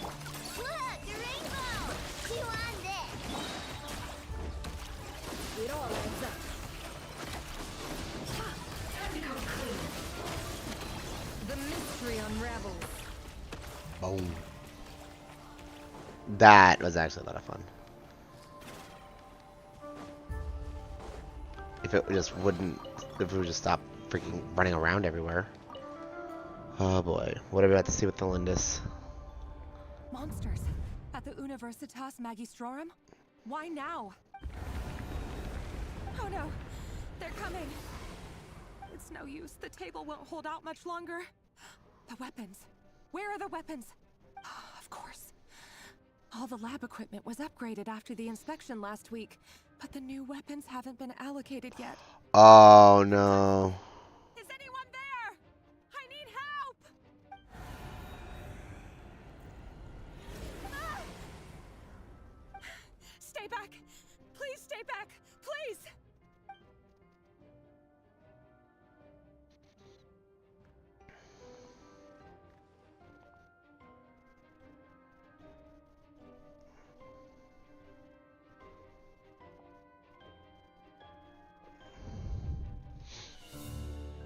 What is it? Oh, cut. Rear. So the rumors about your work are true. What? No! Listen, something happened at the palace tonight. We have to leave! You don't need to lie to me anymore. What do you mean? I know why you're worried, and I will respect the decision you've made. But it's okay, because I found a solution. I know how to end all this. You can have it back. The normal life you so desire. But until then, I'm afraid our wedding will have to wait. Cylinders? No, don't do it! Cylinders! Cylinders!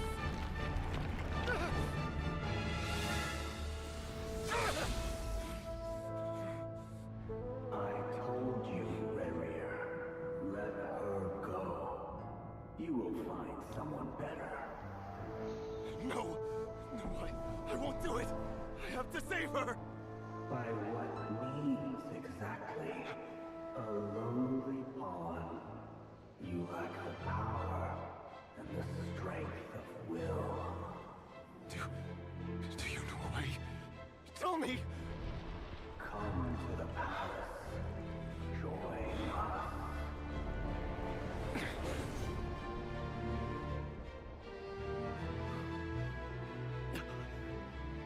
Rerir, thank goodness we... Step forth and take your share. You made it. Not you too.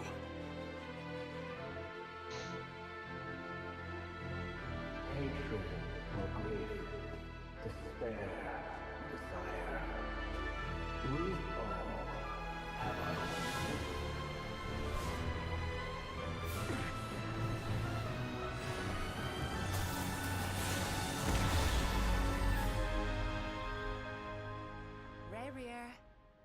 Rerir. Lindis. Were you daydreaming?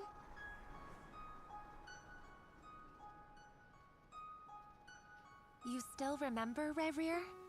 That question you asked me a couple of weeks ago? Oh.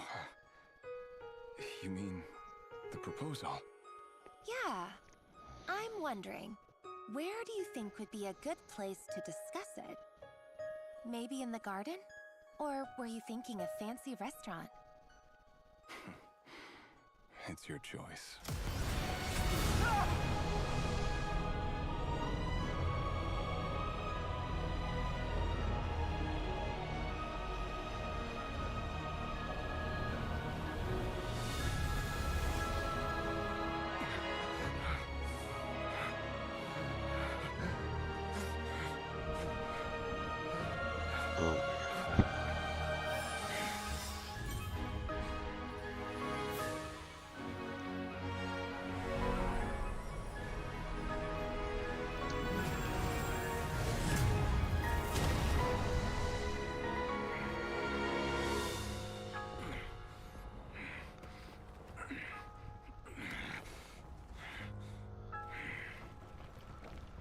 I will find you. And then, you can give me your answer.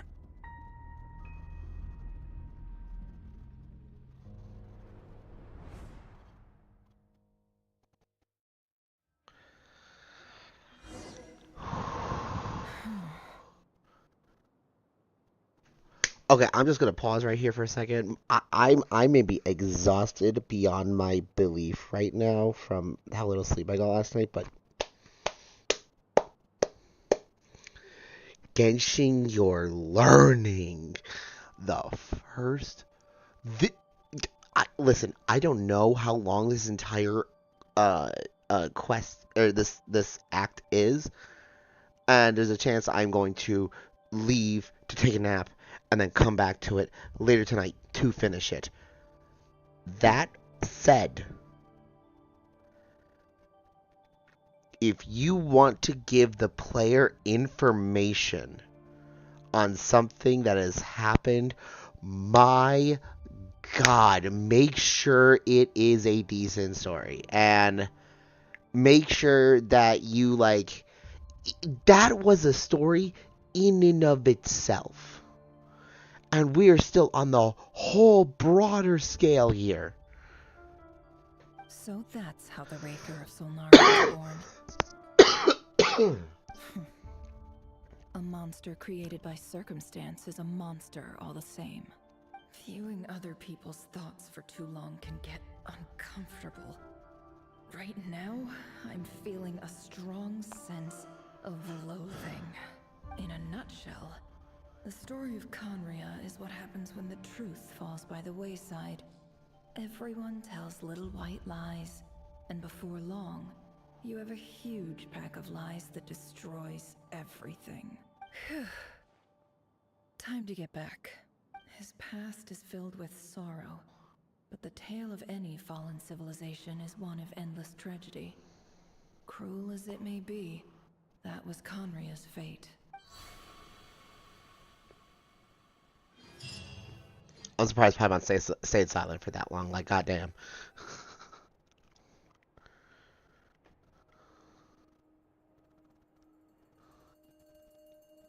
Everyone, I'm back. Can I get a standing ovation? Never! How are you holding up? Feeling okay? She's fine. Boss is a pro. Yes, I'm fine. You will have seen the events of Rarir's life through my thoughts. It's now clear that he is just a regular nobody, driven by personal tragedy, as he said himself. I mostly agree. There's only so much we can know about him from his memories alone, but they did give us a clear glimpse into his life in Conria. However, I would not consider Rarir to be a nobody. He was deeply involved in the events of that era. Yet, when the catastrophe of a generation strikes, nobody is safe. Sounds to me like you're speaking in riddles again. Is this you urging me not to abandon the people of Nodcry in their hour of need? That's not what I meant. Although I do hope you choose to remain a part of the plan. Without you, the mission ahead will be all but impossible. Then try to remember that I respond better to the carrot than the stick. And I don't appreciate being bossed around. Now, as for you, Missy, you were excellent. You stuck to the rules of the ceremony and kept your mouth shut the entire time. Bravo. Cool. So, can you fill me in on the deets now? Most of what I saw went right over my head. Patience. You'll hear the whole story, don't you worry. But let's meet up with the others first. It will save me narrating it twice. Yehoda? Yes, boss! Let me get that door for ya. That's more like it. For a moment there, I was worried you'd forgotten about the first clause of your employment contract. What's the first clause of your employment contract? Forgive my curiosity, but what does the first clause say? It says I gotta do the annoying stuff that boss is too lazy to do for herself. Like opening the door, pouring the tea, yada yada.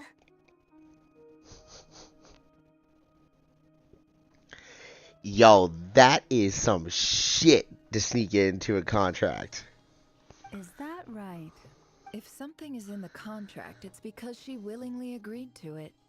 Rest assured that the curatorium abides by the very strictest of labor policies. You don't seriously think I'm cruel enough to treat her like my slave?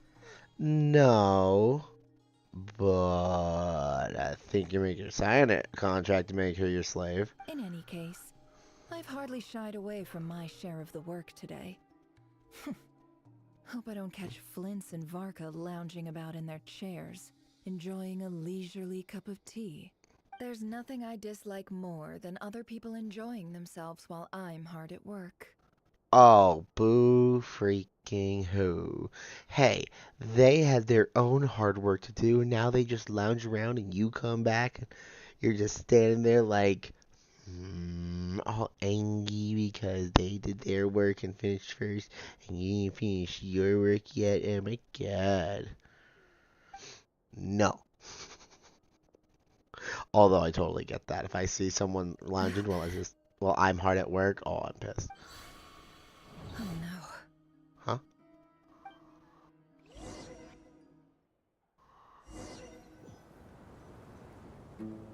Sorry to disturb you, but we seem to have run into some trouble. Evidently so. Don't worry, I'm not about to leave you to fend for yourselves. I'm not that kind of boss.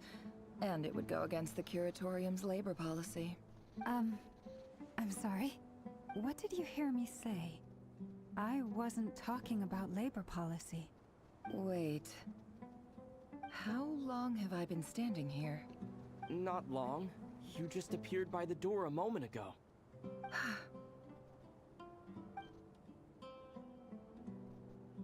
Boss, what's wrong? You look like you've seen a ghost. We've been tricked. We never left at all. Somehow I hallucinated that whole scene back inside the office. Hallucinated? But how? How indeed. This place should heed my will alone. All thoughts and actions that occur in here are just a result of pawns moving across the chessboard in a carefully calculated manner. And nobody has access to this chess set but me. So you control everything in here? More or less. But yes, it's a special technique of mine. Has anything like this ever happened before? Only once. It was the first time I used the chess set. Is there any similarity between what happened then and what's happening now? I suppose my thoughts are a little turbulent, which was also the case my first time. Is there anything I can do to help? The first clause of your contract clearly states that I only need your help with things that I'm too lazy to do myself. Meaning you're not feeling lazy right now? Meaning this is not something Yehoda can help with. The chess set is a personal treasure that I alone understand. I must be the one to find our way out of here. Boss, it's fine. Really. Let me do something useful. Oh, listen to you. Whatever would I do without you, Yehoda? What? Really? Yes, really. Where would I ever find another employee as obedient and servile as you? God forbid anything ever happens to you. Oh, okay. Well, anyway, I was thinking of fetching some water. There's gotta be a source around here somewhere. I suggest everyone finds someplace comfortable to take a rest. We gotta conserve our energy. Even though all this chess malarkey doesn't exist in a physical sense, mentally speaking, it's all real. And so is our tiredness and fatigue. You don't want to dismiss mental fatigue. Just because it isn't physical doesn't mean it's any less serious. But anyway, I got your backs. Oy. So don't worry about a thing. Don't Oh, I thank have you, the Yoda. best employees? Jealous much? I mean, I wish I had someone who was as much of a slave as Yoda. If we can find a suitable time, I'd love to borrow Yehoda for a day to help out at the Frost Moon Scions. Would you be amenable to that, Boss Nefer? Oh, Lauma. Have I ever told you just how pretty you are? Beauty runs from the tips of your antlers to the depths of your imagination. Ah. Time to rally, everyone. Follow me. As we continue our journey, the same rules will apply. That means stay focused and no talking no matter what we encounter. And don't disturb the chess pieces. You have my word that I will get us all out of here. Interesting.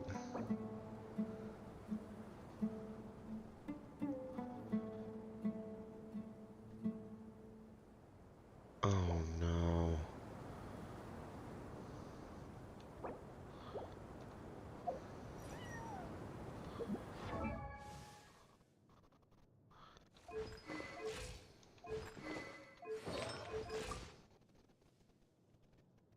They're a little overcapped here.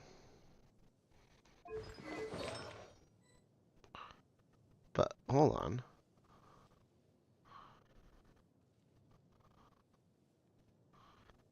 $170. No, 166. 167.1.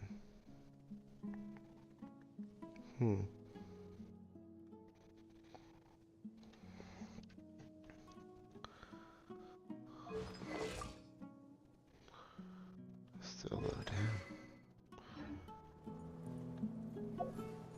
You know what? I'm gonna hit it here.